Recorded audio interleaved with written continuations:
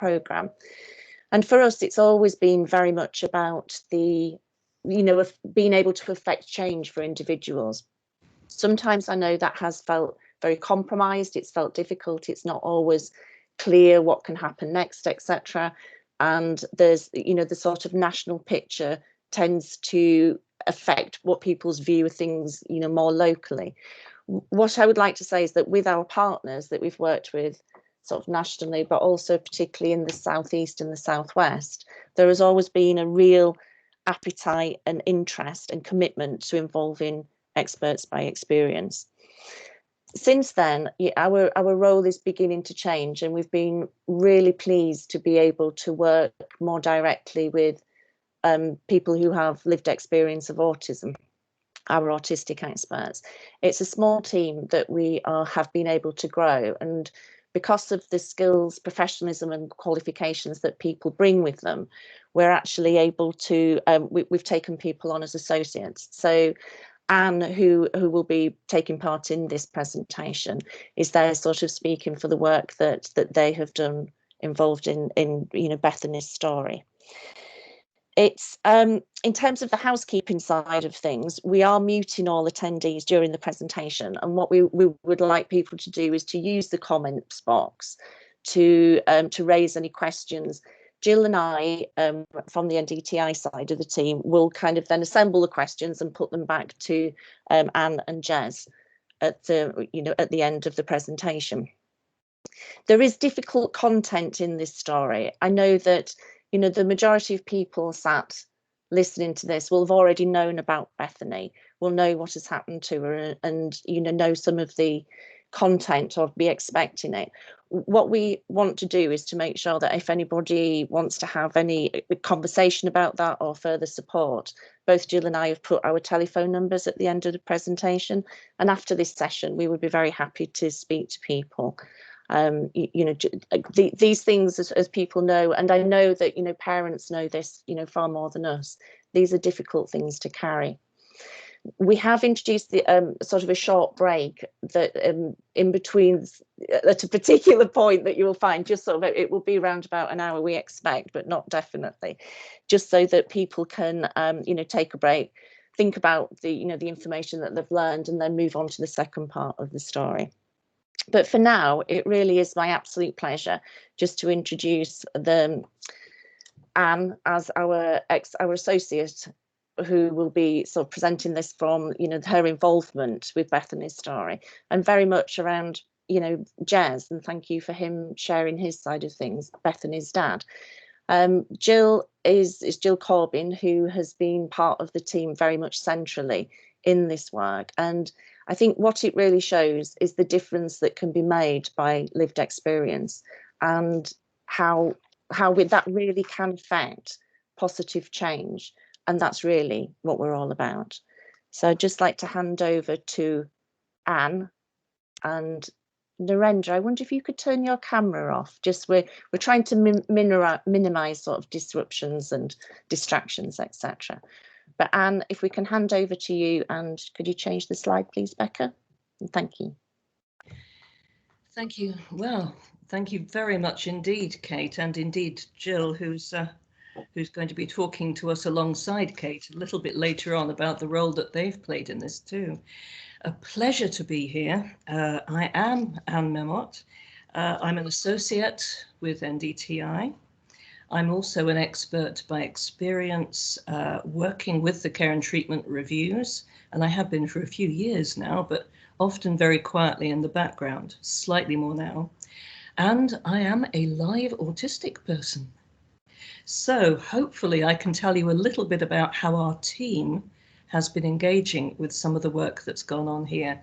As they've said, I'm one representative of that team, and everyone that works around our fantastic young people is equally important, of course. There's nothing that makes me particularly important in this process other than being part of the link that means everyone gets to know a bit more about it. So I want to start with a little bit about what we now know autism to be, because so much has changed in the last few years. And if you haven't had very up-to-date training, it's quite understandable if some of this is a bit of a surprise. So here we go. It's going to be a generalization because all autistic people are different, of course. So if you're thinking, wait, that doesn't apply to the person I know, yeah, it's going to be generalized. We tend to think about autism now as a neurodiversity rather than a mental health condition or a learning disability. Or in other words, it's a different brain design. It seems to happen before birth, as far as we can tell, and it's part of a range of brain designs, all of which are equally valid for themselves. Most of us have plenty of empathy, and that's something that we need to stress when we're talking with some of the teams who had the older training around autistic people always not caring about others. We've done really good findings on this. Most people do, and if not what they term empathy, then certainly social justice seeking, fairness, basically we're pretty decent people as long as we're allowed to function and thrive. It's about 1 in 30, and we've got good research now from big studies like the one that's just happened in Northern Ireland, where it's more than 1 in 30 of the pupils in their schools, for example. And it's every age. We tend to think of autistic people as young boys. We're not, patiently, we're every age, every sort of person, every ethnicity, all sorts of different personalities. It's not necessarily an introvert. We were missing extroverts, we were missing females, we were missing people from the Black, Asian and minority ethnic communities. And it's every type of intelligence. This thing about autism must be a learning disability has now been largely disproved. The big study in Scotland showed it's only about 15%, so 15 out of every 100 autistic people who also have some form of learning disability. And of course, if they do, it's really important that both things are properly thought about and that people are properly enabled. We're even more diverse because it turns out we've got a much greater range of genders, a much greater range of sexualities than the standard population, or as we tend to call them, the neurotypicals. But I prefer the term non-autistic. Often there's strengths as well as differences. I will not deny that some people really, really struggle. And this is why it's so important that we all collaborate together to try to make life as good as possible for each person, whatever their set of circumstances. So hopefully that's a little bit on slide 1. If we can now turn to slide 2, please. Thank you. New information again, and I'm grateful to my colleagues in academic life, including the DART Research Centre, D-A-R-T, up in Edinburgh. They have done some groundbreaking work on this with autistic people, and they looked at how ours is a genuinely different social communication system. And they found out it's absolutely true. When they put people into tasks, they found that autistic people were every bit as effective as the non-autistic ones, but they did it in a different way. They used a different pattern of communication to achieve it. And everyone's now sitting around going, well, what does this mean? Because we've always said it was, like a deficit, a fault. This is different. Autistic people have been saying for decades that we understand one another pretty well, generalizing, but we don't understand the non-autistic people, and they don't understand us. So there's a mismatch of communication. When we're together, I have an all autistic family, which is fabulous. When we're together, we don't have the same need to use eye contact. It might look like I'm doing it now, but even when I'm in front of an audience, often I'll take my glasses off so I can't see you. So I find ways to kind of make others feel comfortable about me doing eye contact, but without it overloading my brain. Because if I do look direct into someone's eyes, I can't hear what they're saying, which isn't handy. So it's not that I'm being rude, I'm just respecting how my brain works. We tend to use our body language differently. I'm a trained trainer, so I will use body language. If it's just me with my autistic family, we generally don't bother because it's not the same meaning system for us. generalizing again. We may use repetitive movement to find our body position or to settle ourselves. That's called stimming. It's very, very normal. It's actually a good thing for most of us. It's only if it's doing something damaging that we'd need to think about stopping it or diverting it.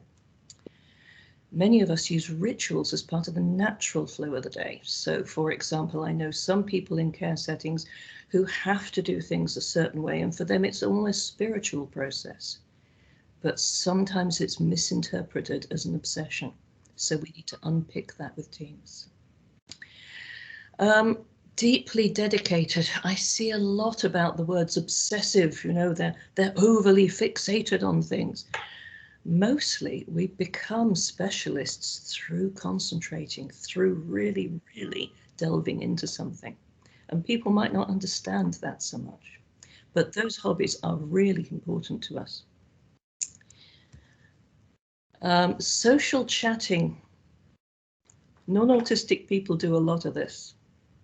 I'm quite used to it because by my ancient age, as one of the elders of the community, I can do quite a bit of social chatting, but for a lot of autistic people, it's so overloading. And they have to not deal with the facts, but they have to deal with, how are you? How is your family? What is the weather like today? Oh, I do like your scarf. I love your clothes. I love your makeup. Oh, how fantastic. Tell me about your holidays. And you're thinking, oh, when are we going to get to the actual information? It's exhausting for us. So rather than thinking about it being rude, we just need to respect that we might need to go straight into the info and then go, oops, that time I'm off. Not actually rude in our culture. Hopefully making a bit of sense so far. Can we please have the next slide? Thank you. For this, I congratulate my son, Chris, with whom I work on this team. He is fabulous. He has much to say. He has very different perspectives on autism. Well worth engaging with him. This is his, what I call, roundabout theory about how autistic brains get clogged up. We've all done it. We've all been in a car, a bus, whatever else on the roads. We get to a roundabout. Sometimes you're lucky and you can go straight through it. Other times it's the traffic jam from heck. Our brains work much like that. We get incoming traffic from our sensory system, which I'll talk about soon. We get incoming traffic from all this social stuff that's going on around us from non-autistic people. And our brains take in the lot. Everything, every sound, every smell, every sight, every nuance of the social communication, and it gets log-jammed. And that is a really, really uncomfortable feeling for us. Nothing can get through. People are going, well, what do you think, Anne? I'm going, oh, I don't know. You've put me under fluorescent light. There's someone doing a bit of drilling in the road outside. I can't hear, I can't think. And then people will think I'm being obstructive. If I leave the room, they'll think I'm being rude. If people then can't get out of it and start going into meltdown or shutdown, they will go, oh, this is dreadful behavior from them. It isn't, it's just our brains are clogged with traffic. So I think this is a really useful way of thinking about how autistic brains need to just take some time out to let the traffic clear. And once we've done that, we can re-engage. So thank you to son Chris. Next slide, if you would. Meltdowns and shutdowns. Lots of scientists are still working on this. Nearly always avoidable in ideal circumstances. A lot of our fantastic autistic people are not in ideal circumstances. They're in circumstances that overload their brains so much, they're pretty much always in this state, either melting down or shutting down. We'll talk a little bit about some of the history of a well-known individual soon. 7 out of 10 autistic people don't actually have many or any meltdowns. We didn't know this until recently. We thought that it was always kind of looking angry. But I don't melt down, I go into shutdown, and it looks completely unremarkable. It'll look like this.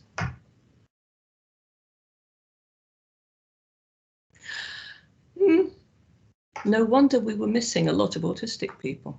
For me, it feels terrifying because I can't speak, I can't move properly. That's just my experience. Others will go into meltdown and they have some wild behavior. They might say some really wild things. They might do some really wild things. And people think it's a temper tantrum, but it isn't. It's a brain event. Their brain has reached just can't do more. Some are thinking it might be related to forms of epilepsy because they're looking at epileptiform spikes in the brain. They've put brain scanners on people and they can see the brain spiking at the same time as these meltdowns are happening. So it's possible it's related to that. We don't know. Generally, it takes about an hour and a half for our brain to cool down to operating again. So for me, it really helps to have a quiet space to recover. Not one where someone comes in and does the whole, oh, how are you feeling? Let me make eye contact. Let me put my hands all over your shoulders. No, thanks. I really want to just get away from people and chill out. And so often people take it personally because what comes out of people's mouths might seem like a personal attack, but it isn't. I tend to compare it with, I have many diabetic friends, type 1, type 2. If they get very, very low in sugar, they will start to act in a completely irrational way. That isn't a deliberate thing by them. Ours isn't deliberate either. So that says a little bit about meltdown situations. Next slide, please. Whenever I'm working with autistic people, and I have done for decades now, I want to talk about positives. And this is the reason why when we do our care reviews, we ask for a pen portrait of the person first. Tell me about how fantastic they are. Tell me what's good about them. Because there's so many things. These are just examples, but autistic people tend to be very honest, very loyal, very persistent. Certainly not afraid to put our hands up and go, excuse me, that's not right. Very keen on that fairness.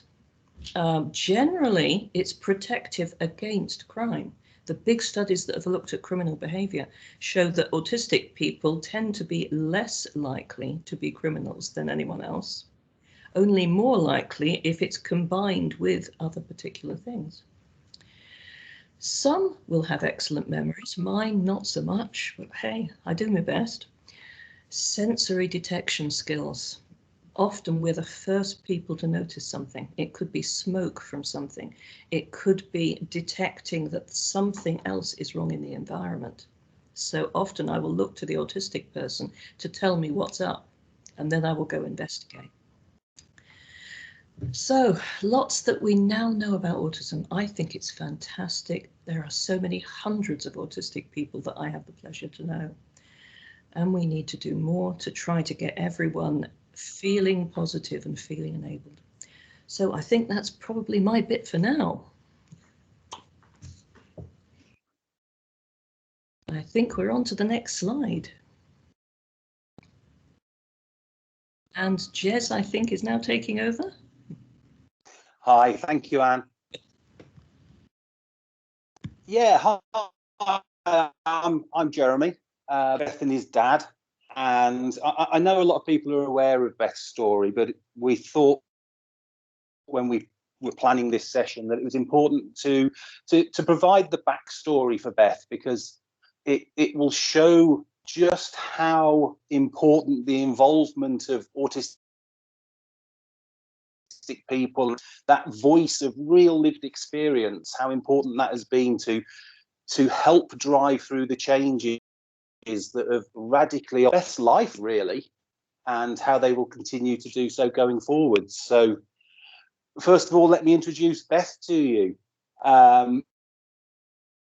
This is my daughter. This is my little apple of my eye. And I guess, as with any sort of parents, you know, when Beth was born, we had, I mean, she had an older brother. So you sort of have expectations, don't you, around your children, that the childhood is going to be a happy one with loads of friends and birthday parties and Christmases and wonderful holidays that you look back on.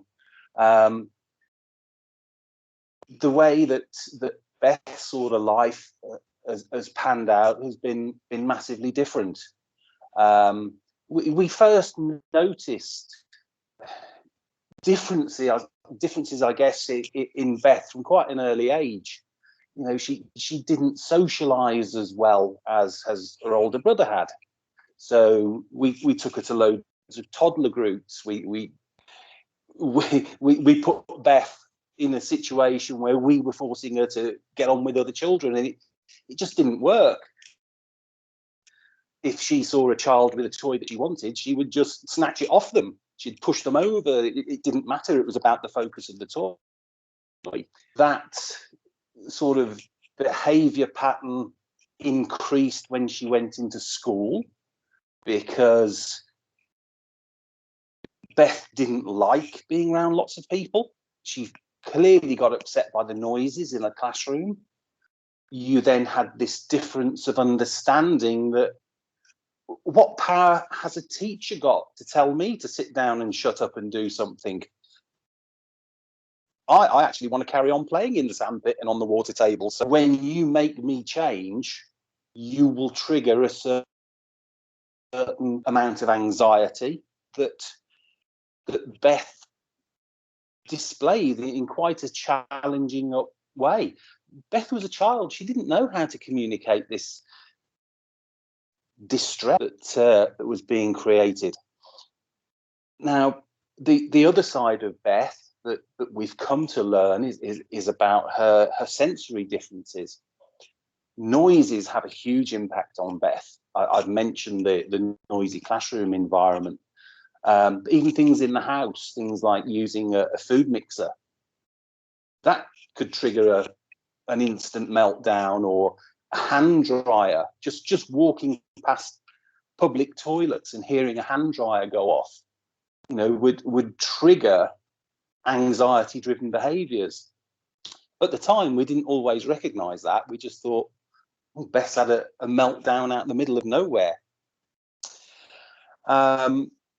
We've come to learn. I mean, Anne spoke earlier about I think autism is a spectrum. Everybody's version of that spectrum is a different experience. We've come to learn and come to understand that Beth's part of the spectrum is around demands, and her brain is wired in a way that she has to absolutely avoid demands that are placed on her by her environment, by other people, and by Beth herself. So Beth trying to behave is a demand that she was putting on herself that triggered anxiety-driven behaviours that led to more and more anxiety. So it's a real vicious circle. Beth's part of the spectrum is very distressing. Could I have the next slide, please, Becca? This is an image I use to try and get people to understand the level of anxiety that Beth has really as her background every moment of every day. Imagine you are in that car, you're in the fast lane of the motorway. Those bees, they're not just on the outside of the vehicle, they're in the car with you, they're flying round. So there's the droning noise, you've got the sensation of things hitting your face. You know, imagine that situation. That is Beth's background level of anxiety. So the slightest thing that adds to that level of anxiety will quite often tip Beth into meltdown. And I'd say to you, if you were in that car, what would you want to do? You're in the fast lane of the motorway. You can't just stop the car and get out and leave the anxiety behind. The chances are you'll do one of two things. You know, you will actually stop that car very, very quickly and you will run away from it.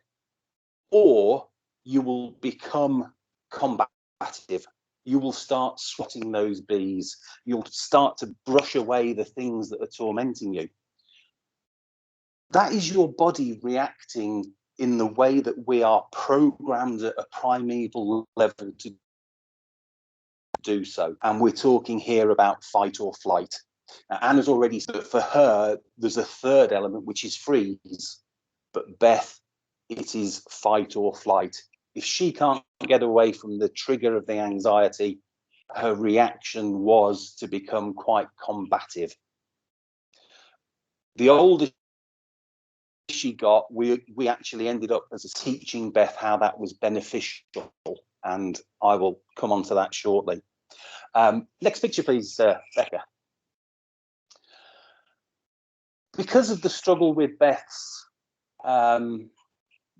difficulties and anxiety-driven behaviours, schools, they couldn't, mainstream schools could not support Beth.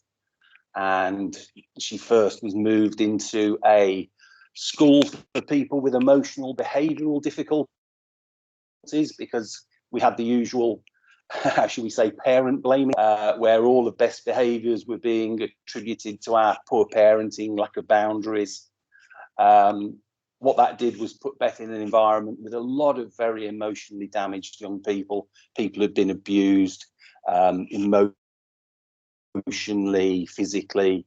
Beth learned an awful lot of aggressive behaviours. She learned a lot of, quite extreme, vulgar language. So all that placement did really was filled up the little toolbox of terror that when Beth had a meltdown that she would reach for in an attempt to divert people's attention away from the trigger and onto her behaviour instead. So the school placement failed, and we ended up with Beth actually being admitted to an inpatient setting at the age of just 11. That happened because Beth experienced a meltdown in the community, and passerby called the police. The police arrived, took her off to a hospital, and it was felt that Beth needed inpatient care. That was horrific. Beth was placed in a unit that didn't understand autism. They worked on behaviour modification as a model. So Beth was expected to perform almost like a trained animal. There were 5 levels of sort of ward environment, from a very stripped out room with no belongings, not even a teddy bear at the age of 11. To get into a bedroom where she could have teddy bears, Beth would have to be good for 3 days in a row with no incidents. Remember the demand avoidance. So we're in a situation there where people are putting a huge demand on Beth. Beth is also putting a demand on herself to behave, to get the teddy bear, to get the bed. She couldn't manage that. In the 9 months that Beth was in that unit, she moved up to a room with a bedroom on 3 occasions, and it lasted about 3 or 4 days. Beth only got out of that hospital because a fellow patient actually set fire to it, and Beth was moved out in the middle of the night through smoke and fire. We're then into a pattern then where we've got reactive placements put in place by the social services, and they're not autism specific, or they don't fully understand Beth. So they last from a matter of days to a matter of months before eventually they go, we cannot support Beth. The behaviours are too extreme for us. So we're into a cycle here. A placement accepts Beth, she goes somewhere new people, new environment, triggers behaviour, they struggle, they kick her out, Beth's rejected, and we're into another hastily arranged reactive placement. So we've got an image here of this revolving of placements that keep failing. We were at the point where Beth was at risk of criminal justice system. Some of her behaviours were getting extreme, because what we taught Beth is when you hit a melt, if you become challenging, then the police get called. The police put you in the back of a police car, they take you away, they put you in a cell, they give you hot chocolate, they call your mum, they arrive, dad turns up, you get hugs. So we taught Beth that actually challenging behaviour gets a reward, and it gets you away from the anxiety trigger. Beth was arrested on many occasions, and it got to the point where services decided that they would go into inpatient care to an assessment and treatment unit, where we were told that she would get therapies and her medication would be reviewed, and it would be very fluffy, therapeutic, very autism driven sort of experience. We were terrified Beth was going to end up in a prison cell. So, you know, we have the next slide, Becca, please. Have we got the next slide? Sorry, I don't know if I'm in a. Yeah, there we go. And this is where we ended up within 3 weeks of Beth going into hospital. Beth was placed in a seclusion room. She was locked away. They felt her behaviours were so destructive, so challenging, that the only way to manage it is with restrictive practice. I spent 2.5 years kneeling down at that hatch, holding her hand. Yeah, it was horrific. The environment was torture for Beth, and I know me and Anne will talk about this in more detail later, but it's a very noisy environment with doors constantly slamming. There are, you know, it's like airlocks between every section of the hospital, and those are big, heavy wooden doors, and they slam shut. The noise of keys. People are in units because they're displaying distressed behaviour. So you've got shouting, screaming, you know, quite horrific noises. It's very bright 24 hours a day. You know, and I've talked about Beth's sensory needs, and this just, it was torture for Beth. And because of that, Beth could not perform in the way that was required for that door to be opened. So therapies, they couldn't be provided to the level and extent that were required. Beth, her mental health suffered horrifically. You know, she was depressed. She was regularly restrained. She'd learnt in the small time that she'd spent in other wards about self-harm, about ligatures. So often she'd become distressed, she'd rip her clothing up, she'd form a ligature around her neck. Staff would go in, you know, quite often groups of men would pin her to the floor, remove her clothing, either leave her naked or force her into what they call a secure suit, a very stiff, scratchy, itchy, heavy garment that again just added to Beth's autistic sensory torture.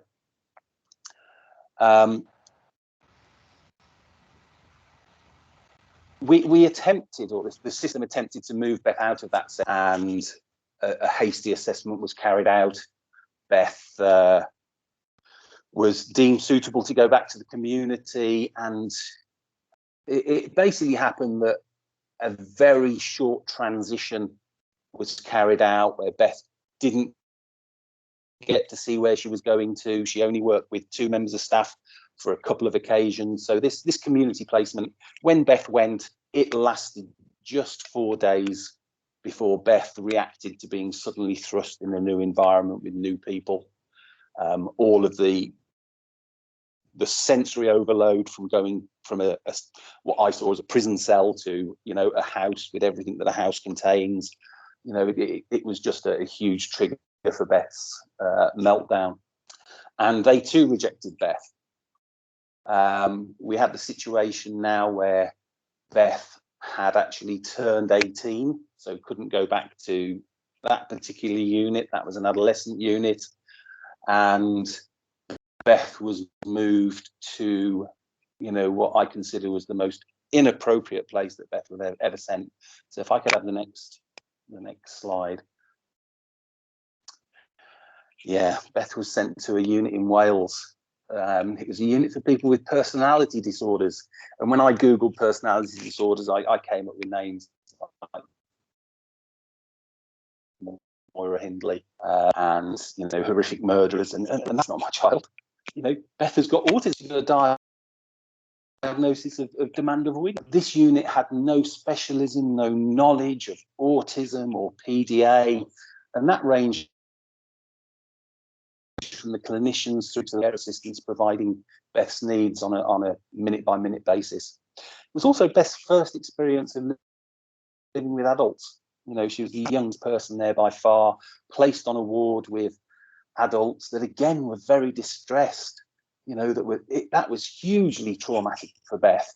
And the one thing Beth had learned was actually seclusion, and being locked in a room on your own is a safe place to be. So Beth escalated some behaviours to get moved back into seclusion at the same time as experience that again triggered the behaviour and forced the staff to utilise restraint and ultimately seclusion. That was another room of just sensory distress for Beth. Beth has got hypermobility, so she suffers from a lot of pains especially her lower limbs. A lot of people with autism, that's something that sort of is comorbid with autism.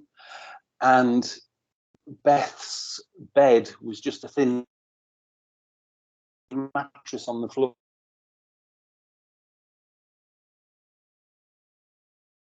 When I say a thin mattress, it just caused the pain. She didn't have a chair to sit on. Imagine that. Imagine living 24 hours in a room with nowhere to sit down other than on the floor. Add in that you've got hypermobility and it leaves you in pain, which on top of your sensory, I'll use the word abuse, from being in a room that's bright and lit for 24 hours a day, where people watch everything that you do, including showering, going to the toilet. That again, you can hear the noises of other distressed people, the banging, the alarms going off. It's not a therapeutic environment I'm describing in any way. This escalated Beth's behaviour. Beth said to me at one point, "Dad, I want to go to prison, because if I go to prison, I'll be allowed outside for an hour a day.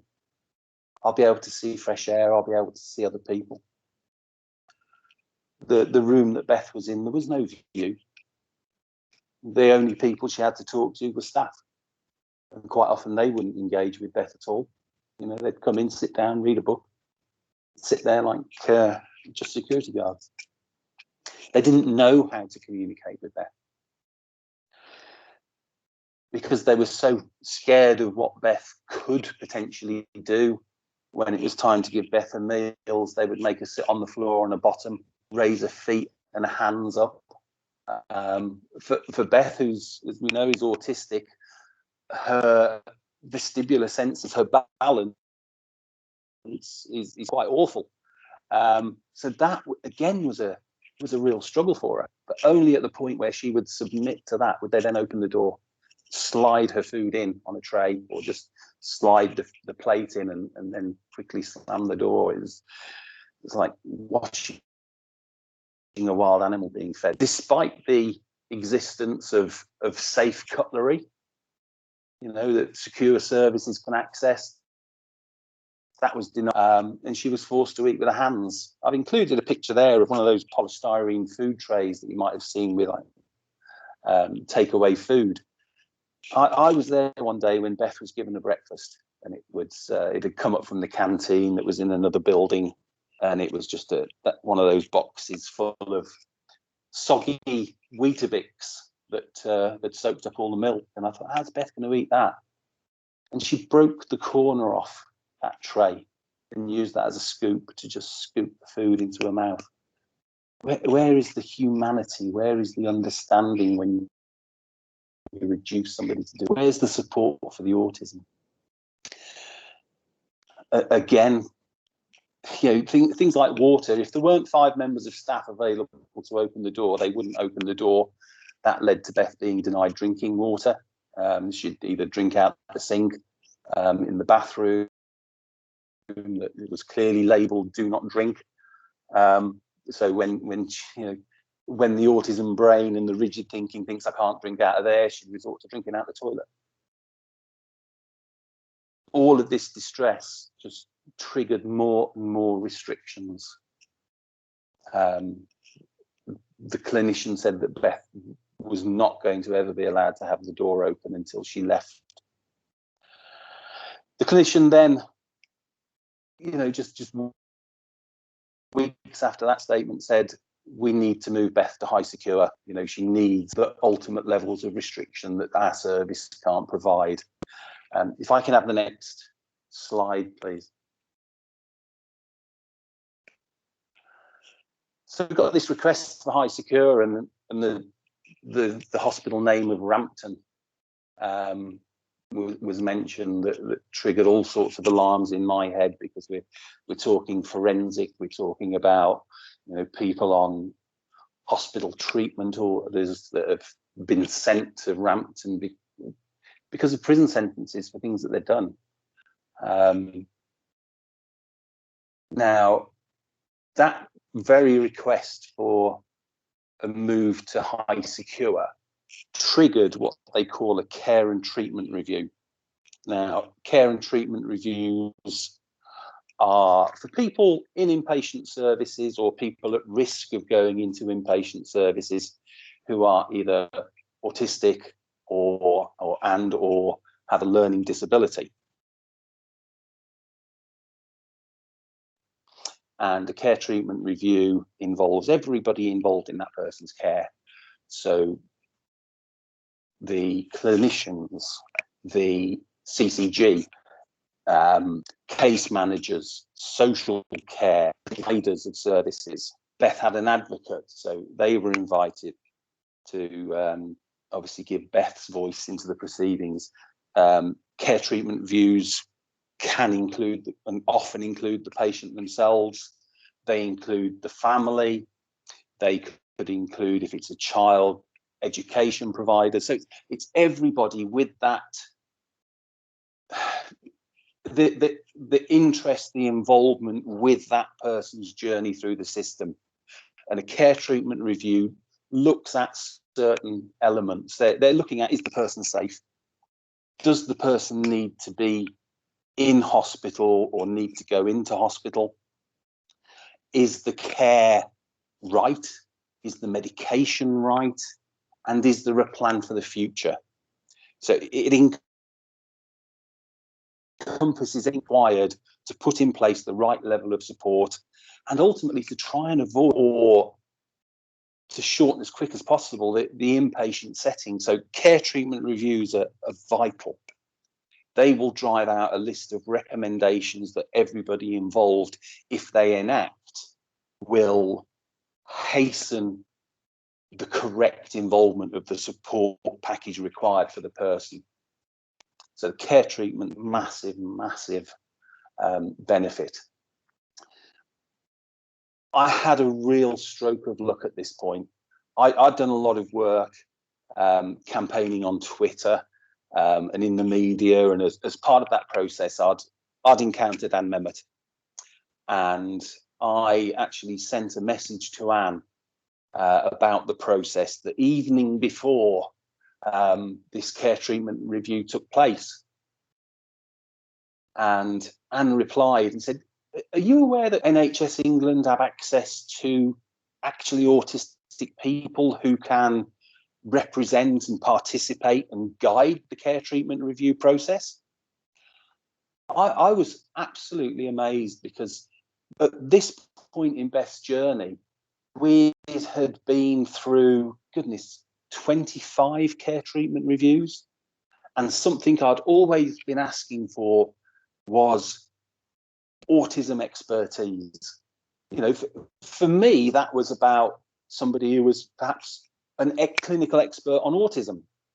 So suddenly finding out there are actually autistic people that are clinical experts on autism who are trained in care treatment reviews, I'm left thinking, where has this been before?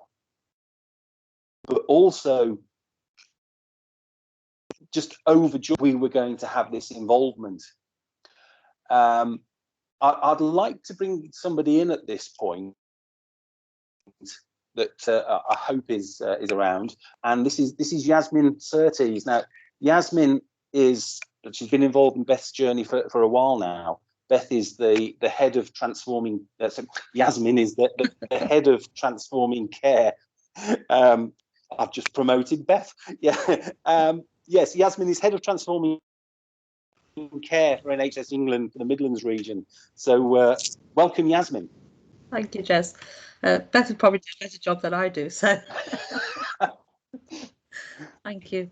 And I've just been listening to you over the last few minutes and kind of reliving the pain that we all went through over Beth's journey to where she is now. And I think, you know, you're right. At the point of that CTR, when the recommendation was for high secure, and I think we were all kind of really taken aback and you know, in our heart of hearts believe this wasn't the right thing to do. Whilst we'd always use experts by experience and clinicians, etc., I wasn't aware of Anne and her team. And you highlighted to me who she was, and I got in touch with Jill at NDTi, and thankfully we were able to have her colleague Richard in that CTR. What it did was give a whole different perspective to Beth and how people viewed her and how her needs could be met. So, you know, really simple things that would never cross our minds, like, you know, Anne and Richard walked into the area that Beth was in and came out and talked about a flicker in the light, which clearly was a sensory issue for Beth, but nobody else would have picked up, you know. So just little things like that probably made a huge difference to Beth's sensory needs and you know, how she reacted to things, which is so critical, and yet, you know, anybody else would have missed them completely. The other thing was that the connection between Richard, Anne and Beth, you know, that understanding of each other, there was an immediate connection, I think, and they were able to communicate with her, I think, in a way others hadn't been able to. She had an excellent advocate, you know, I have to say. But in terms of, you know, everybody else, I think they were able to connect, as I say, in a way that we couldn't have and nobody else could have. And Beth opened up to them. And what it triggered over the next few days, so I have to say, after that CTR, I think a lot of us left there feeling really despondent and feeling we have to do something different for Beth. What it did do is make the rest of Beth's stay at the place in Wales, in terms of the sensory needs, much, much better, because Anne and Richard recommended things that the hospital then had to do, like fixing the light and various things. And subsequently moving on to Beth's next placement, which Jeremy will talk about, which is a much better story. You know, because of the involvement and the benefit we'd seen of the involvement of Anne and her team, we asked them then to advise on the environment that Beth was going into and to deliver some training to that new team. And that was so well received. Just, you know, in terms of colour scheme, you know, lighting, all those kind of nuances that, you know, we wouldn't necessarily have thought about, was so beneficial. I then asked Anne and her team to actually go in and advise on a new CAMS unit that was opening, you know, so and again, you know, that was in terms of the environment, to make sure people going to that new environment were going to get the best experience, those that, you know, with autism, but also to deliver training to that staff team to ensure that they were equipped to understand and support people with autism. And I know that hospital were overwhelmed by the input of Anne and her team. So, you know, huge thanks to yourselves and to Jeremy for highlighting them to me and making sure that we had them at, you know, at that CTR, which was really critical. I have to say, you know, for people like Beth and generally people with autism, and I think a lot of people who are listening will agree with me, hospital admission is the last the last place for them. You know, we absolutely need to be doing everything we can to keep them out of hospital, because once they're in that system, if the right support is not there, they will escalate through the system, and we saw that happening to Beth. Thankfully, we were able to avoid high secure and get into the right place. But you know, all credit to Jeremy and for his perseverance, and you know, to Anne and her team for helping us to look at things in a different way. Super. Thank you, Yasmin. Thank you for coming in today. I'm not sure if you're staying till the end, because people might be asking questions through the chat function. So I'm hoping people will give you a grilling going forwards. I might drop up and just lose signal at that point. I know you better than that. I know you won't do that. So we're at the point in Beth's journey then where, you know, we've hit the lowest of the low. We've hit the most restrictive practices that Beth has ever experienced. We've hit an environment with no support that isn't designed to support autistic. That's the point where we're going to have a short break. I know I've talked about a lot of potentially distressing things. I need a cup of tea, and I'm sure you. So the time at the moment is 10:54. If we can just have a short break and be back at 11, because we've still got quite a bit to go through. Okay, so see you shortly.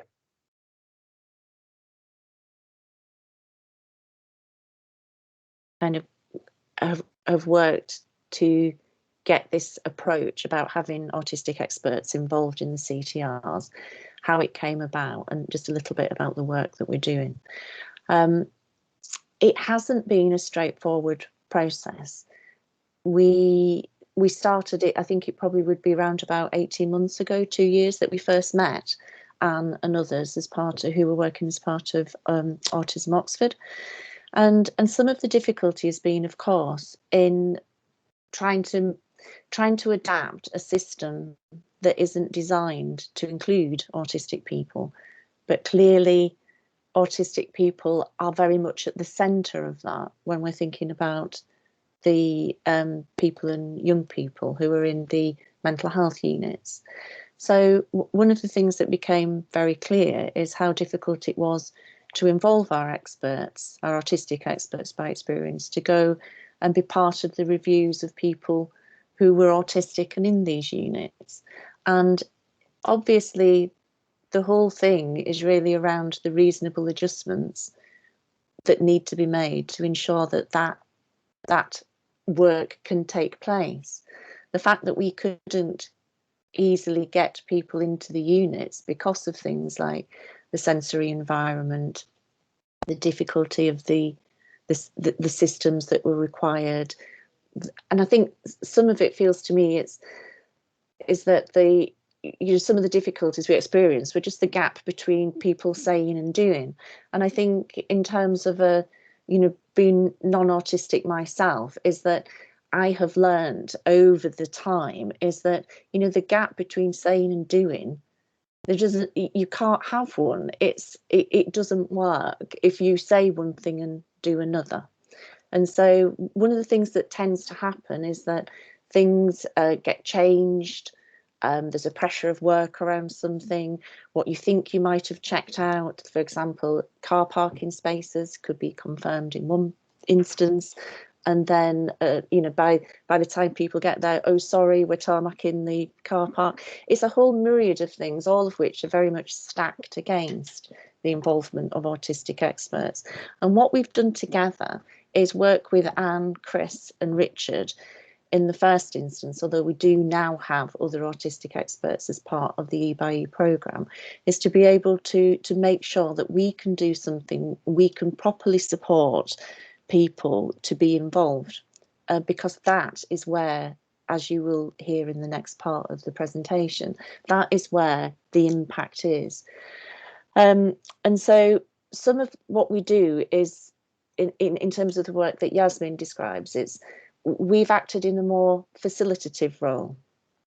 There has been, we have made the connections, we have got a national reputation, and I think that has helped us get people through the door in places. And I think once people know of the impact that can be made, people start to understand more. And one of the great joys of doing this presentation, having people from outside our organisation join it, is really about the difference that can be made is enormous.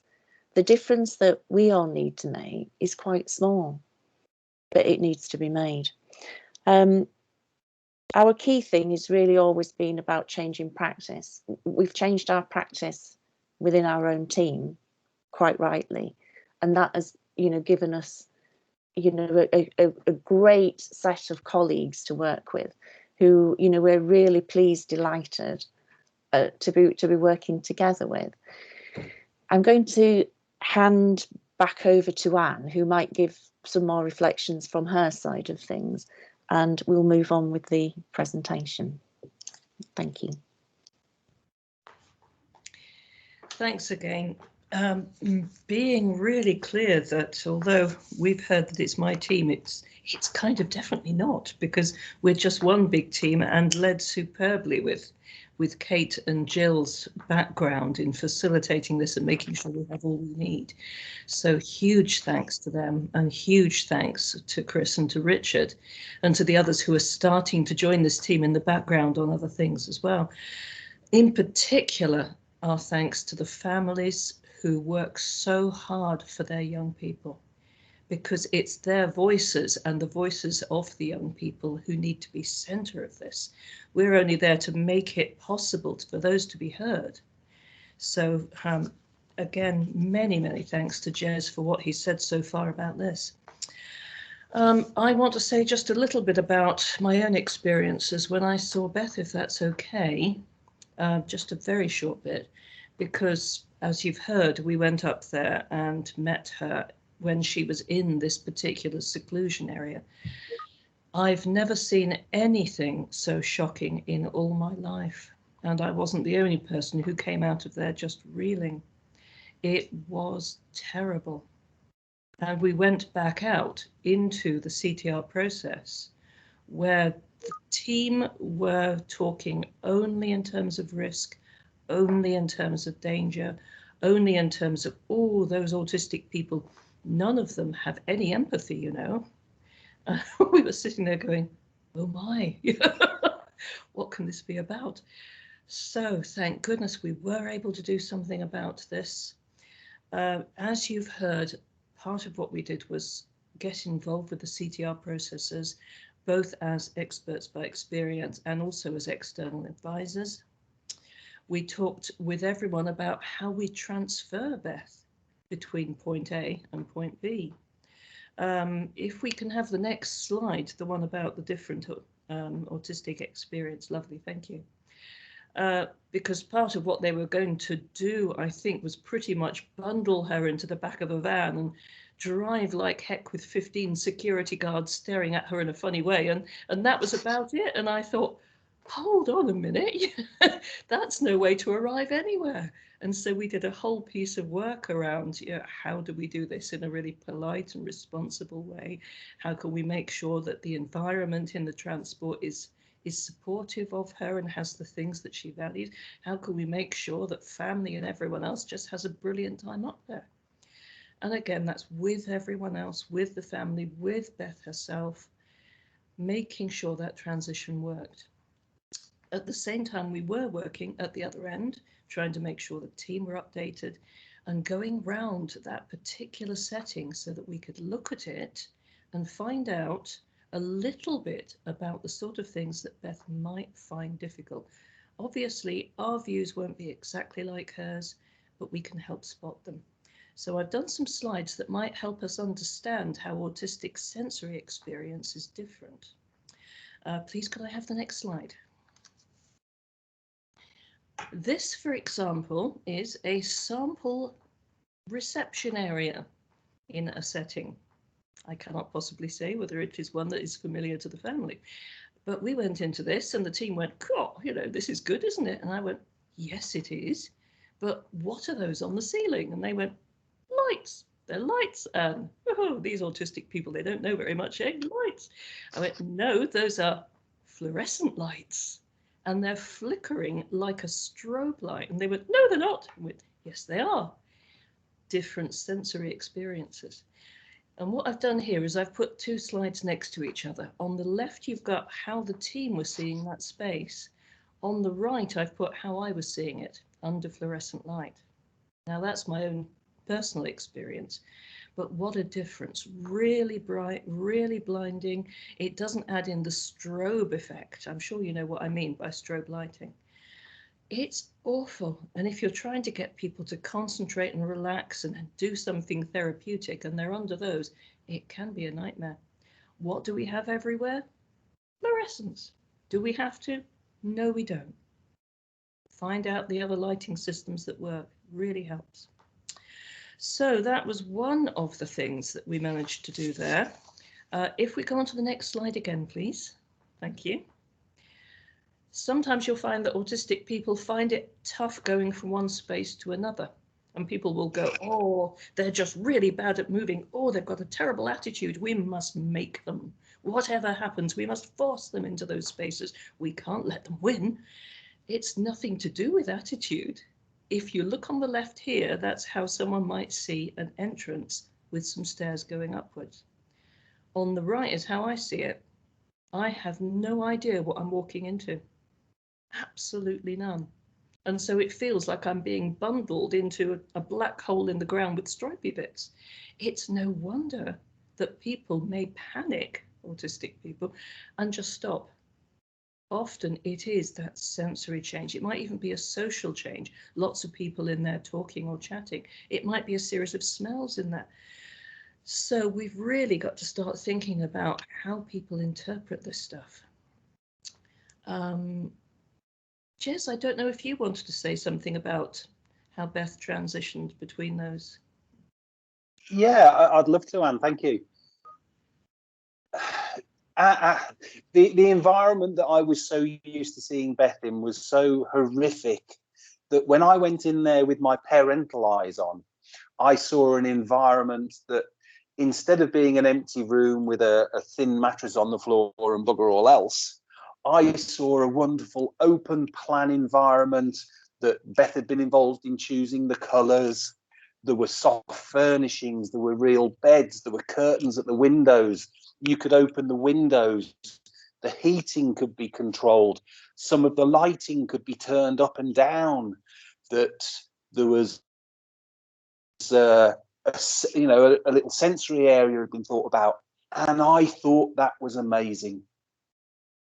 I thought it was brilliant. I thought Beth will go in there and there's none of the triggers that we've been seeing in the past. If Anne and her team had not been invited and had not seen the things that I couldn't see because I'm non-autistic, changes wouldn't have been, and the difference in Beth that we've seen would not have been so effective. So I can't say how important Anne's work and the team the work the team done is just so important. Thanks, Anne. Thanks, Jess. We're always pleased to work with people whenever time permits. Yeah, it's so important. Please, may I have the next slide? Thank you. Another big thing, if you think about what happens when people go into a high secure setting, for example, if they're in seclusion, often they will be put into anti-rip clothing. It's like wearing sandpaper for a lot of people. And immediately they're in sensory heck. And people are going, now you must behave. There's the fluorescent lights overhead. There's people jangling keys outside. There's people on their walkie-talkies giving each other instructions about how to get ready to wrestle them to the floor. The whole thing is like a scene out of a nightmare. Even things like handles on loos can feel like ice. when you touch them if you have a sensory system that is playing up or taking in too much information. Floor surfaces, I know everyone goes, oh, hygiene, you know, it must be. Goodness me. There's ways to make things pretty clean that don't have to be all ridges and knobbles and goodness knows what else underfoot. So that's something else that we tend to look at as we're going round. The next slide, please. The smells.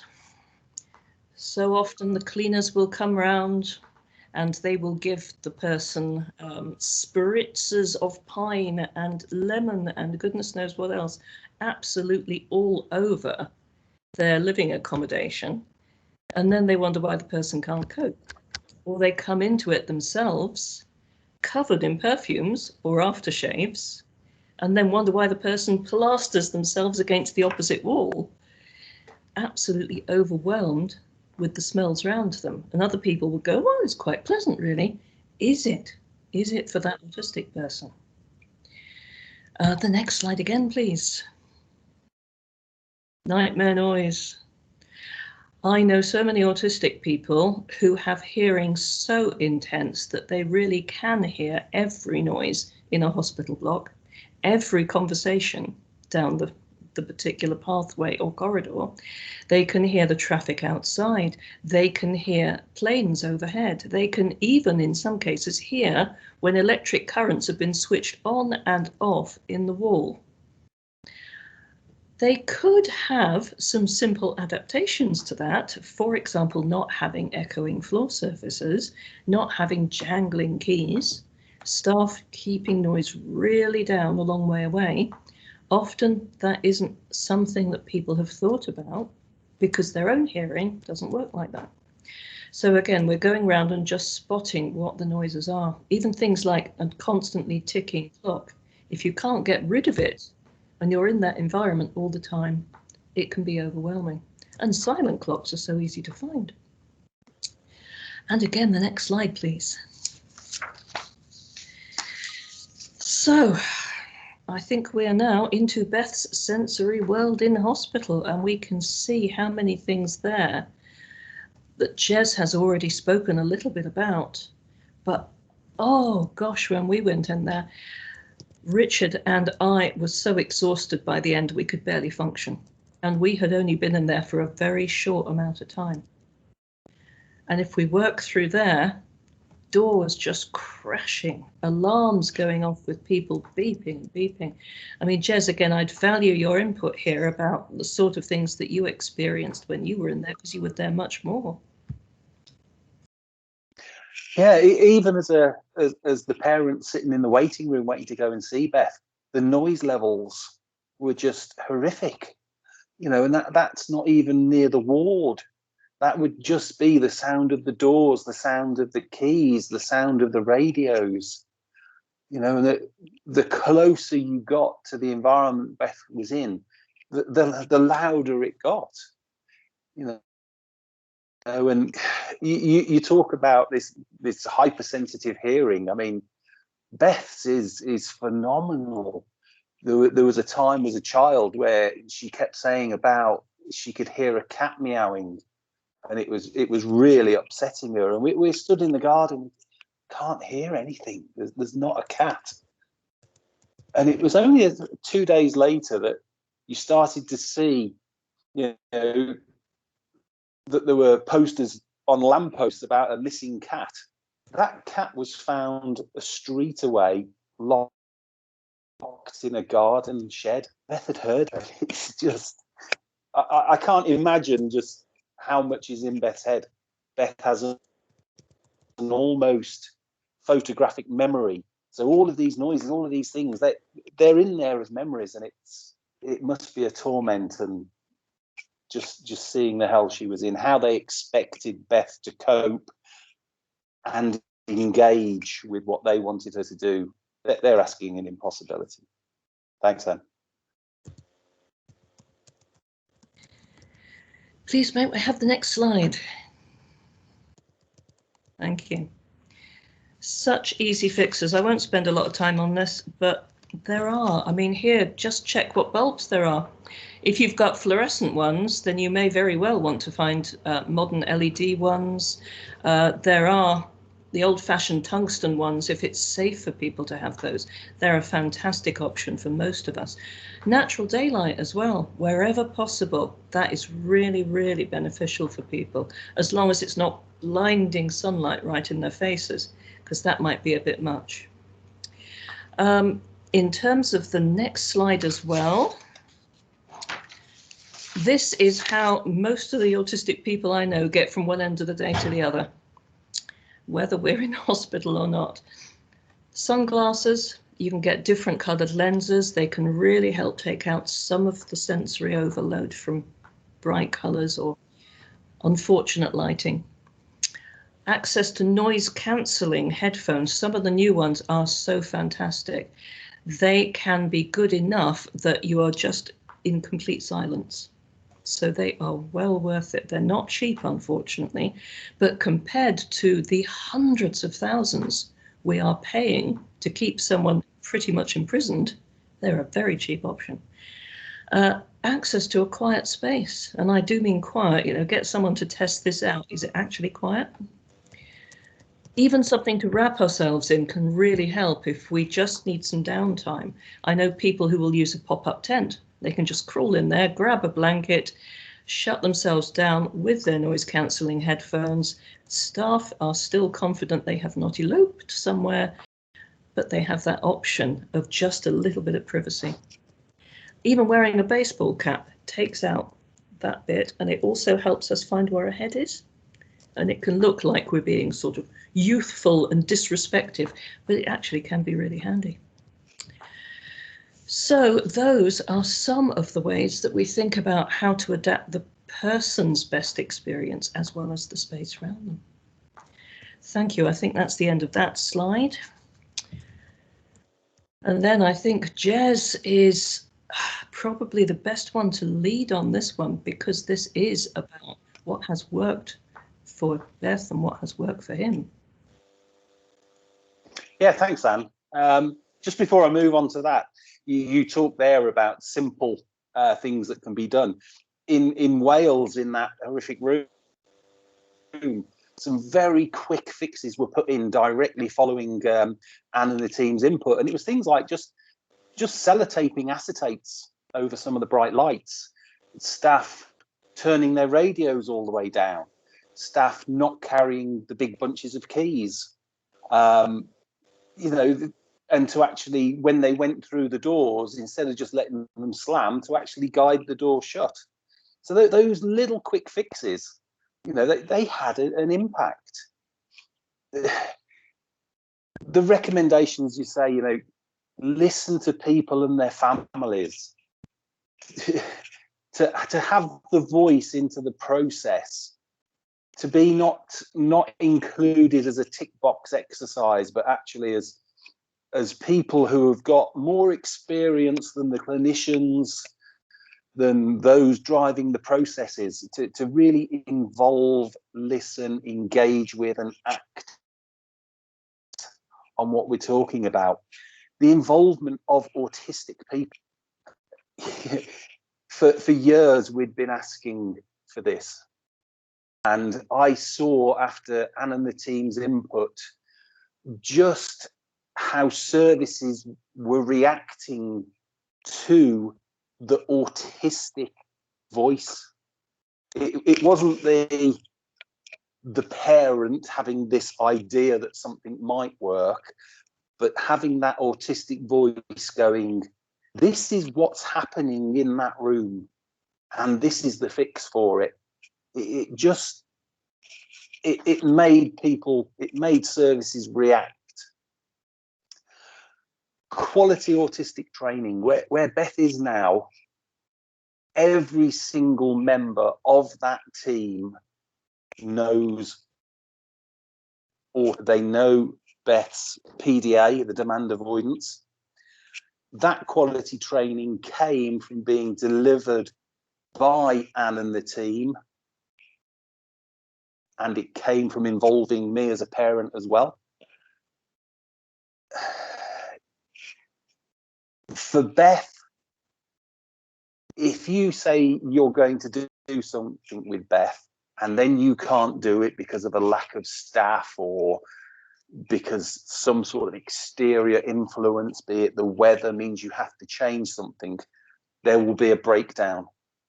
Because with Beth, it's all about trust. She has to feel safe. She has to feel supported. If you say you're going to do something, you probably will have to do it. Yeah, identify people with additional expertise who have knowledge, skills, and experience. You can't get care for people like Beth out of a book. Because, as Anne said right at the beginning of this presentation, differences. Everyone's version of autism is different. And that knowledge comes from, firstly, explaining to the professionals involved that those differences occur. Because our early experience of Beth was of a belief autism can be managed by using boundaries. It can be managed by using timetables. Those are demands for Beth, so it don't work. They actually make her worse. So it's about really having that involvement of people that can tell you from experience, this is what will work to support. I am as guilty as anything of this next one, understanding autism as a sensory condition. I have been almost programmed through my involvement with the system that Beth's autism is about behaviour. No, the behaviours are a response. And so many of those responses are driven by the sensory inputs. An example I'll give of when Beth was being restrained, you would have a situation where, and it would be, you know, up to 10 people pinning Beth to the floor. They would all be talking. Because they're all talking, their voices have to increase, so they're shouting to one another.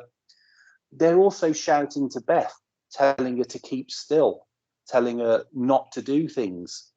That, if you think back on the slide about the roundabouts and the processing, you know, it's just not achievable. So the noises. For Beth, she also remembers smells. I walked in once and I'd got some aftershave on, and Beth came in, gave me a hug, and she recoiled. Beth, you okay? And she went, you smell like someone that held me down. Yeah. So sensory, the information you can get in the way that you adapt environment around sensory conditions is huge. And don't forget the senses that also Beth and autistic people actually find that help. Beth in particular loves certain flowers. Not all flowers, some will will make a recoil, but some, like lavender, you know, a lot of people find that relaxing. And reviewing the sensory environments. One of the things that I'd never thought about in my excitement to get Beth moved to this wonderful place was how we were going to get her there. So when I was asked the question, well, what can we do? You know, I straight away went with, well, we can give Beth her iPad, we can keep her busy. Here's a list of CDs that we can play that will keep her company. We can put some things on the window, like sticky, Christmassy decoration type things that she can play with. So for me, it was all physical, tactile things. When Anne was asked to comment on the same journey, Anne came back with a totally different list, and it was around cushions to comfort the vibration that Beth would feel through the seat. It was around footwear. It was around actually having a cushion on the floor for Beth to put her feet on. Because, you know, anyone who's been in a transit minibus, you know, they're noisy, they're rattly, they vibrate. So thinking at that sort of depth, you know, us non-autistic people, we won't understand the impact that these sensory overloads can create. So thank you. If we can have the next slide.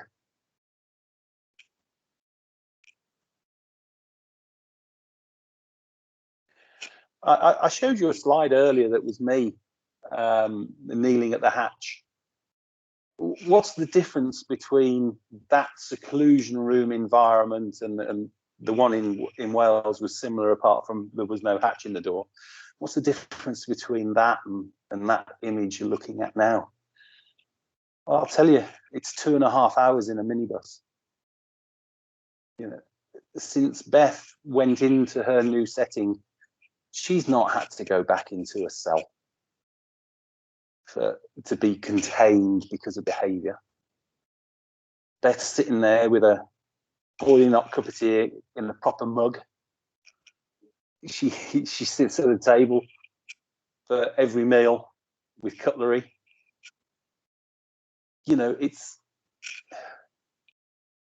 the change has come about through having an understanding of Beth's autism and having an understanding of how environmental things impact on Beth, on her reactions, on her thinking, on her ability to process. So that picture was taken honestly within 30 seconds of arriving. The first words to Beth were, "Would you like a brew?" It's just a totally different approach. Next picture, please.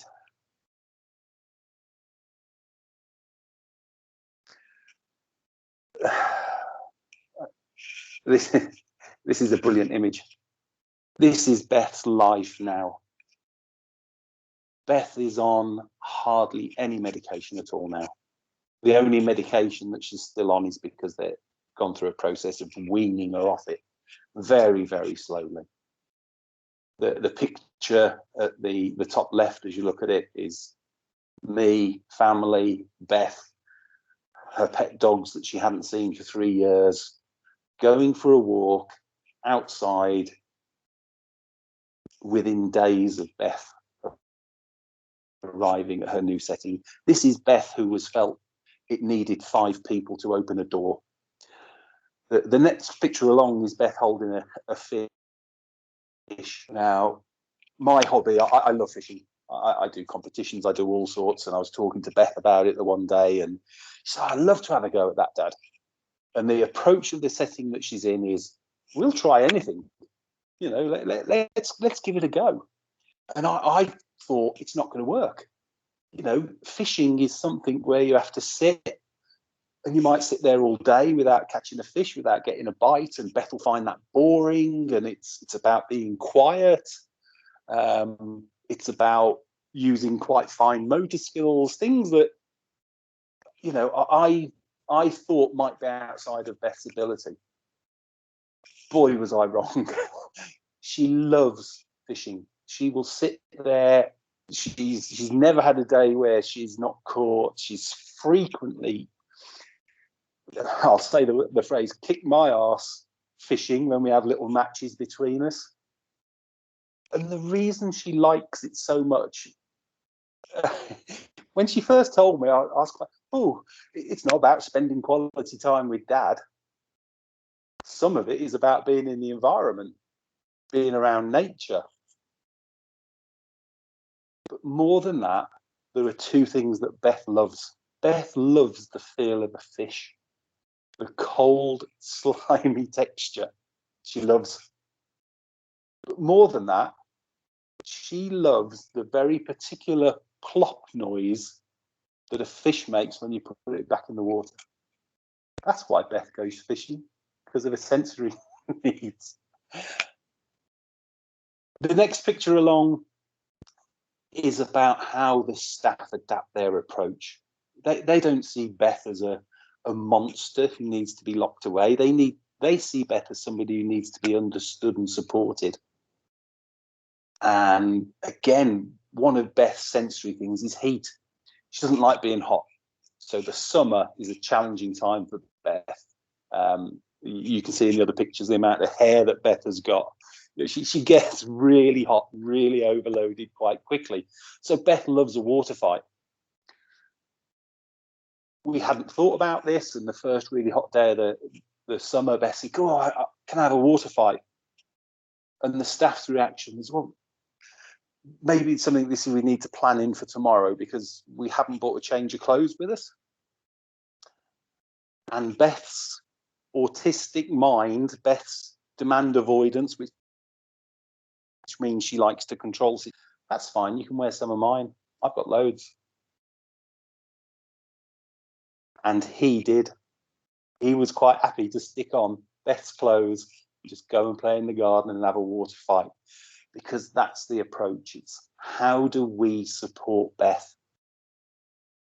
How do we understand the impact of not allowing Beth to do the things that she wants in the way that she wants?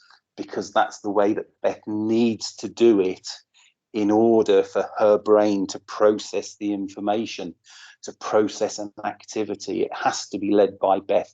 If she can't lead it, she gets frustrated. The traffic jam around the island occurs, so they will do everything possible. And because of that, what we're seeing is that row of pictures along the bottom. Beth, as a 19-year-old woman, expressing who she is, finding out the things that she can do. I was terrified by COVID.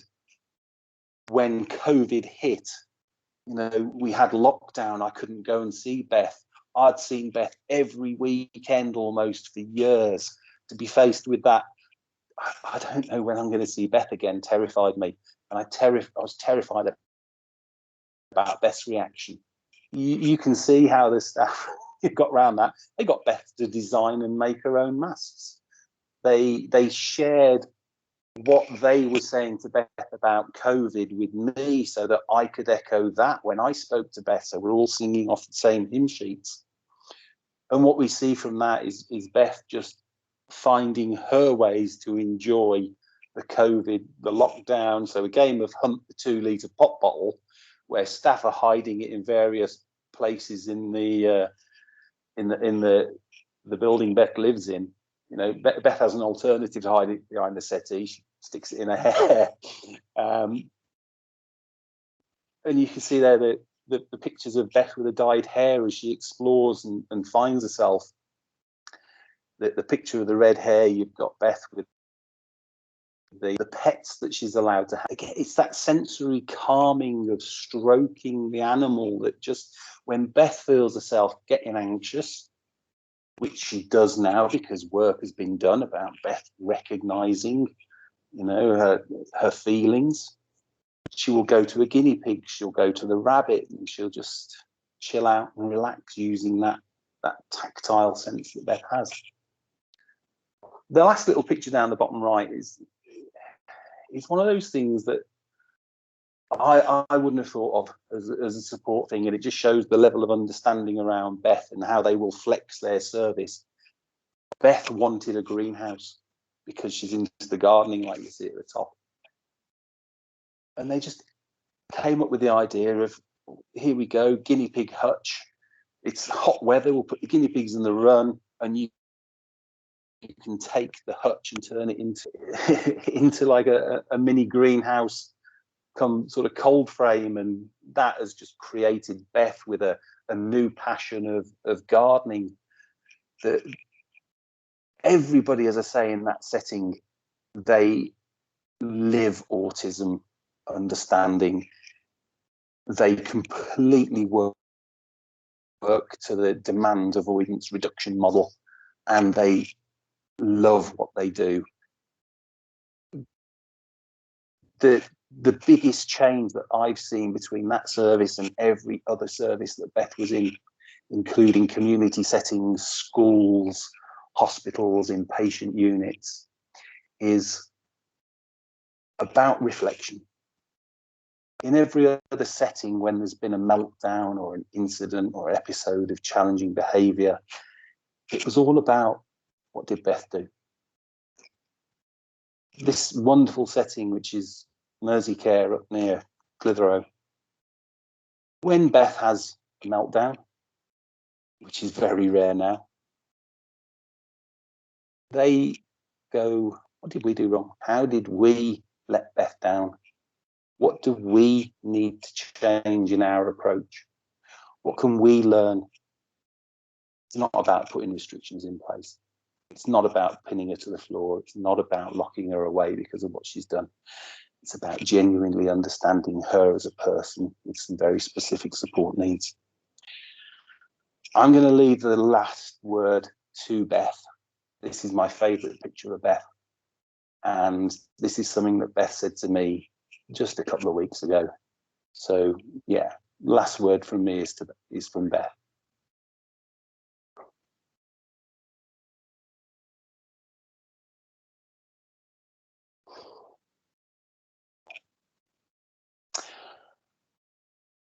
Thank you for that. I think are we handing back over to look at the questions now? Thanks very much. Thanks, Anne, and thanks, Jez. What a phenomenal talk and presentation, and quite an emotional experience listening to you both. What a journey, and you know, what incredible transformation that Anne and the team have supported. It's yeah, it's I know that that so many of the people on the call, and myself included, have been following Beth's story since the 5-on-4 presentation, and have really been rooting for her, and just so delighted to see that she's now getting good support and living a rich and full life, and is being recognised as you know, the wonderful individual with the contributions that she has to make, and you know, and is being well supported.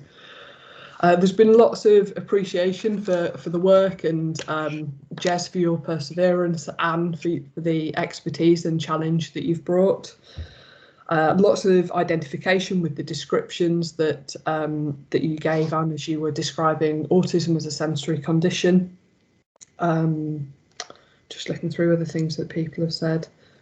A real agreement as well. So thanks, Anne Webster from the national team for commenting and agreeing that it's really important to get the right panel members on CTR panels, and a real interest and commitment to bring more autistic expertise into the programme, which we're, and I hope I'm okay to say this, Anne, but we've been speaking outside of this meeting about how we can do that, and how we can support that work and that growth nationally.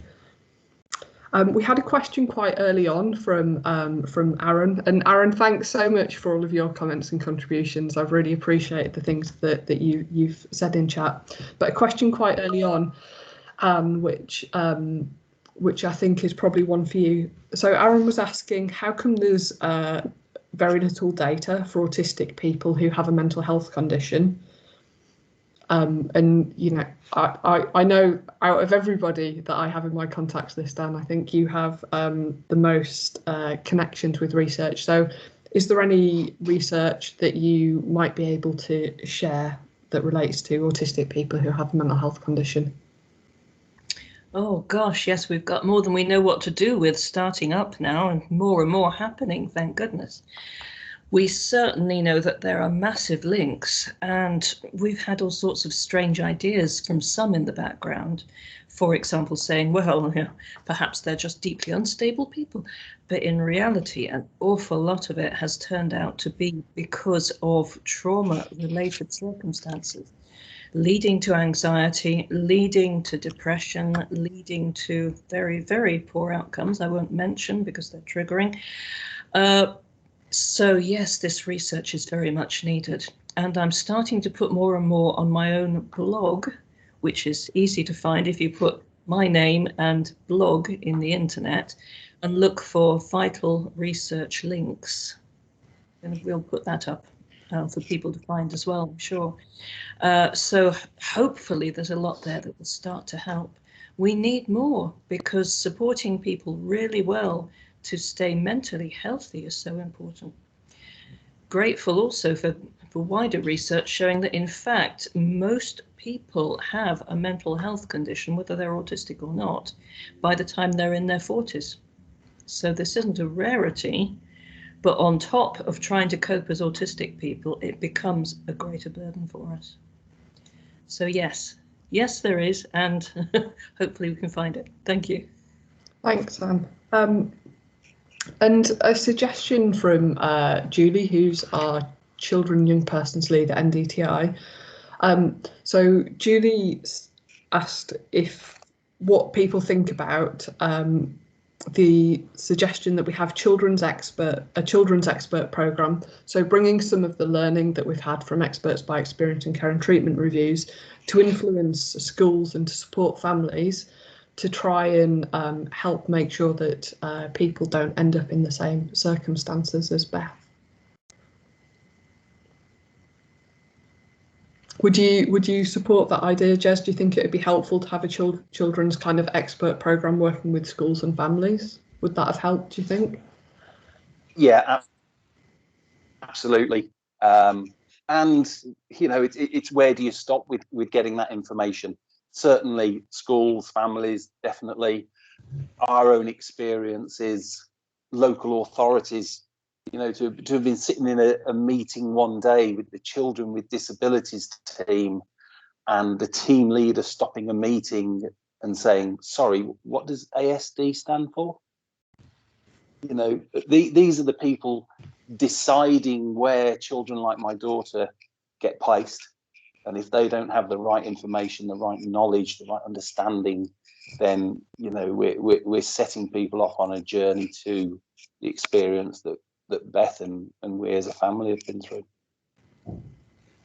Julie, if I could, the admissions that we're seeing, both in my region but across the country, of young people, you know, I really welcome that suggestion, are predominantly young people with ASD, you know, being admitted to hospital. So that for me, there's absolutely a need to kind of have that foundation in the community, in community settings, in schools, etc.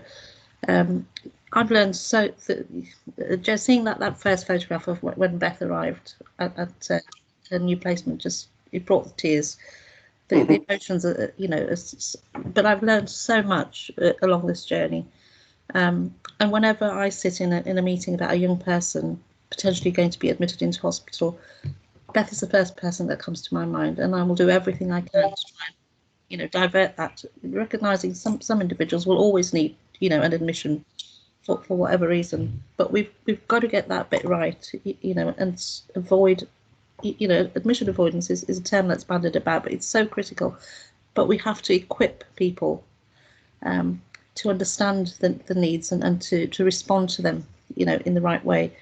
And you know, Jez, I think, will acknowledge Beth's having a fantastic life at the moment. It hasn't been without challenge, but the people supporting her, you know, as Jez said, have reflected, they've gone back and thought about what could we have done differently.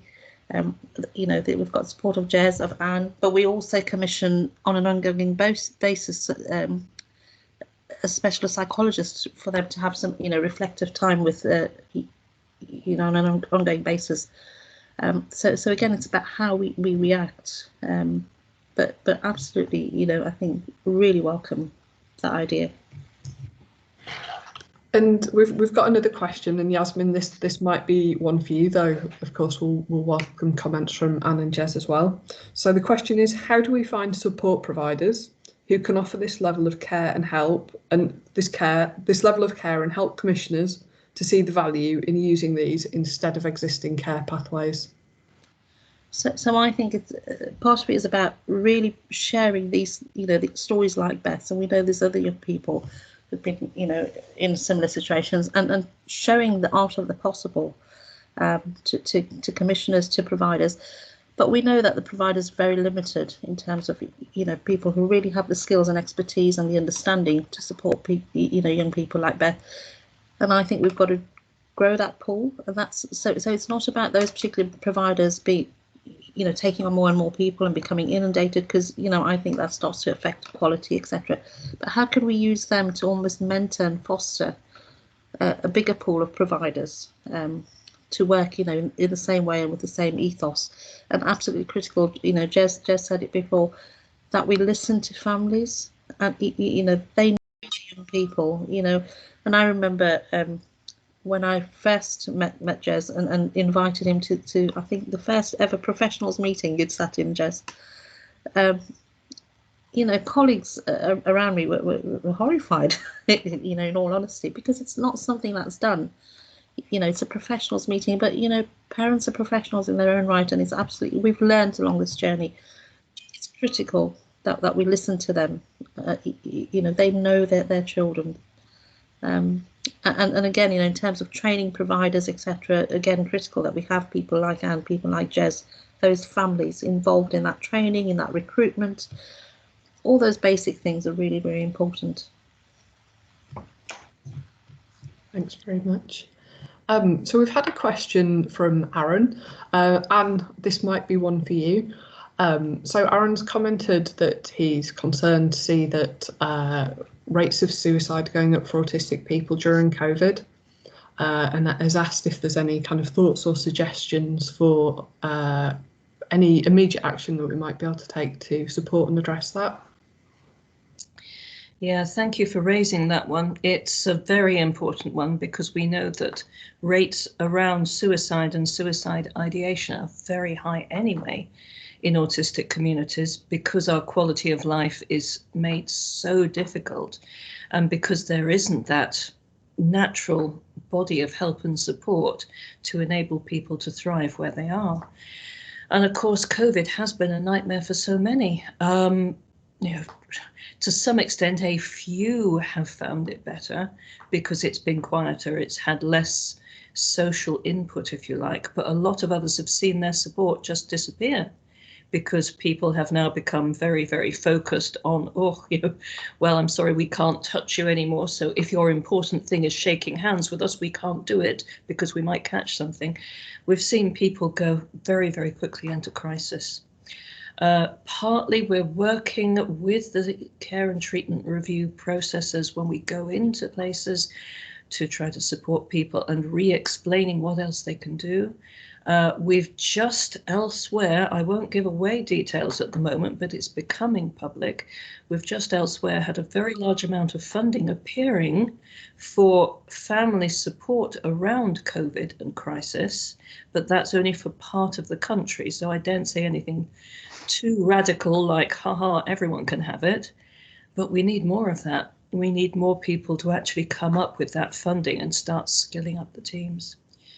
Meantime, of course, we've got peer support, and wherever possible, we'd ask for people to be able to reach out for peer mentors. I know that's something else that NDTi are starting to set up. So thank you very much for those that are doing that. Lots to do. Yes, thank you. Thanks. And a question from Lisa. How do we spread awareness of PDA?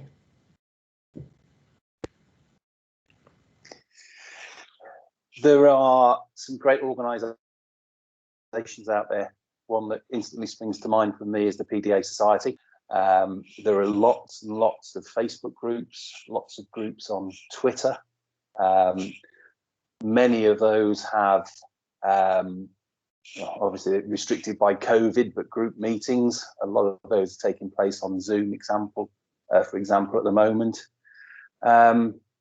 It was one of the things that we struggled with very early on, was getting a diagnosis of PDA for Beth.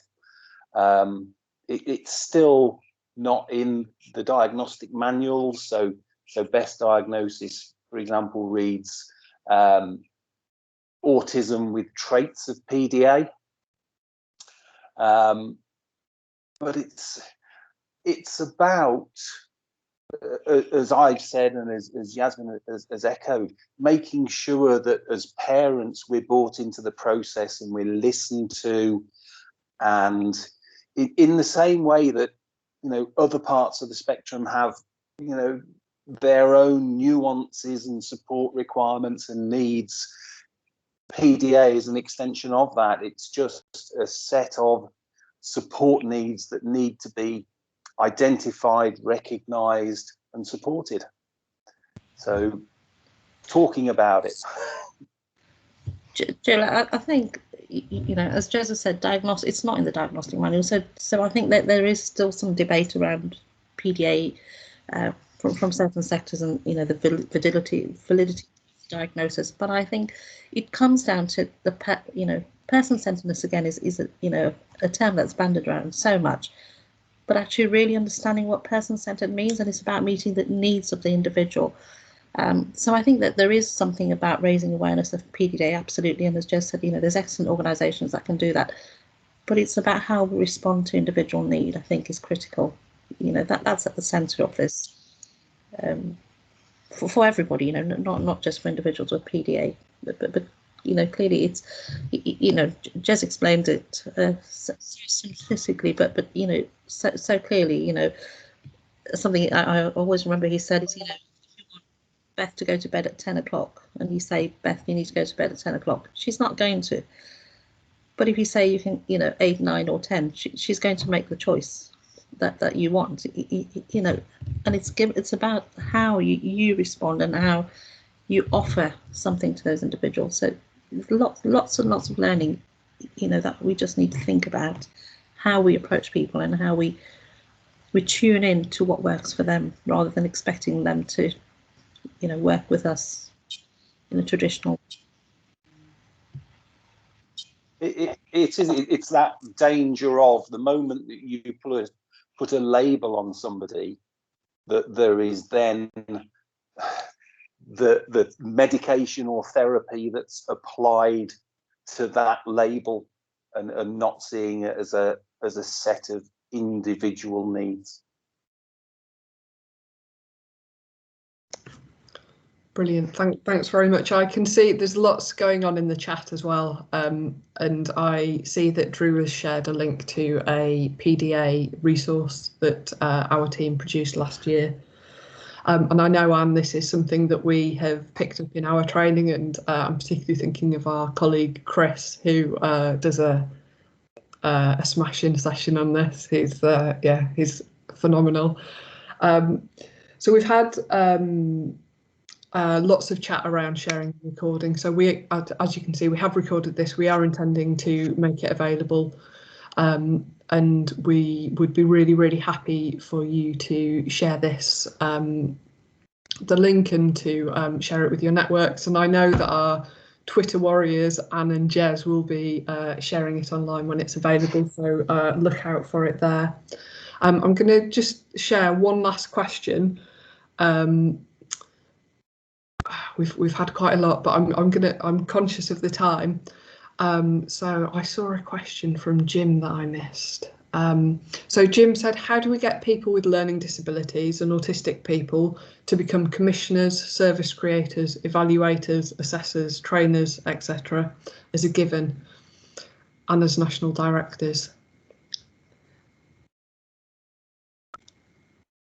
If I could just start, so my background, although I work for NHS England now, my background is adult social care, and maybe about, well, but when Valuing People was around, so quite a long time ago now, we embarked on a journey within our local authority to you know, try and get people with learning disabilities into the workplace, and what became very apparent is that we needed to lead by example. So we were telling businesses, etc., you need to be employing people with learning disabilities and autism, you need to be doing this, and it wasn't going anywhere. So on reflection, and we took a brave decision, and with the, you know, with the support of our elected members, to go out and do it ourselves. And in the council that I worked in, we employed 30 people across the organisation, 5 of whom were in the commissioning team. So I was lead commissioner at the time for learning disabilities and autism, and that was a real culture shock to my colleagues, and also some in actually the social work team. So again,